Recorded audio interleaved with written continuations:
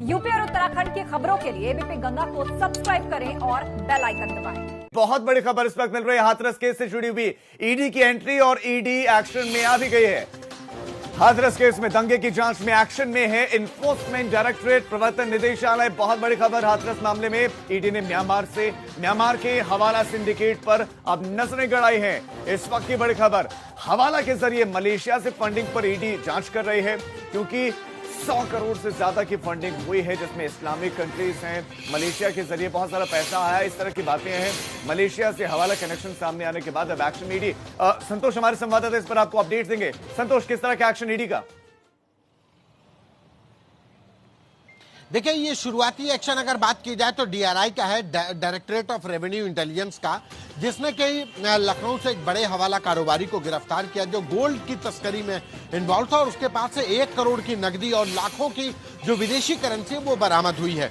जाहिर है कि जिस तरीके से हाथरस कांड में विदेशों से फंडिंग, खासकर का मलेशिया का कनेक्शन सामने आया और उसके बाद ये म्यांमार का जो नेक्सस सामने आया, इसी को देखते हुए ईडी भी अब इस मामले पर जांच करे, क्योंकि ईडी पहले से मलेशिया और हाथरस के कनेक्शन को खंगाल रही थी और अब डीआरआई के द्वारा यानी डायरेक्टरेट ऑफ रेवेन्यू इंटेलिजेंस के द्वारा ये जो बड़ी कार्रवाई की गई है उसकी सूचना ईडी को दे दी गई है और ईडी ने अब इस एंगल पर भी जांच शुरू कर दी है कि कहीं हाथरस कांड का मलेशिया और वाया म्यांमार कोई कनेक्शन तो नहीं है।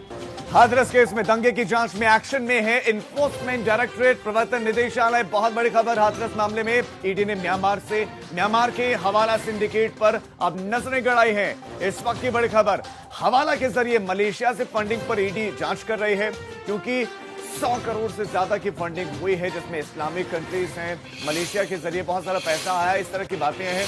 मलेशिया से हवाला कनेक्शन सामने आने के बाद अब एक्शन ईडी। संतोष हमारे संवाददाता इस पर आपको अपडेट देंगे। संतोष, किस तरह का एक्शन ईडी का? देखिए, ये शुरुआती एक्शन अगर बात की जाए तो डीआरआई का है, डायरेक्टरेट ऑफ रेवेन्यू इंटेलिजेंस का, जिसने कई लखनऊ से एक बड़े हवाला कारोबारी को गिरफ्तार किया जो गोल्ड की तस्करी में इन्वॉल्व था और उसके पास से 1 करोड़ की नकदी और लाखों की जो विदेशी करेंसी वो बरामद हुई है। जाहिर है कि जिस तरीके से हाथरस कांड में विदेशों से फंडिंग, खासकर का मलेशिया का कनेक्शन सामने आया और उसके बाद ये म्यांमार का जो नेक्सस सामने आया, इसी को देखते हुए ईडी भी अब इस मामले पर जांच करे, क्योंकि ईडी पहले से मलेशिया और हाथरस के कनेक्शन को खंगाल रही थी और अब डीआरआई के द्वारा यानी डायरेक्टरेट ऑफ रेवेन्यू इंटेलिजेंस के द्वारा ये जो बड़ी कार्रवाई की गई है उसकी सूचना ईडी को दे दी गई है और ईडी ने अब इस एंगल पर भी जांच शुरू कर दी है कि कहीं हाथरस कांड का मलेशिया और वाया म्यांमार कोई कनेक्शन तो नहीं है।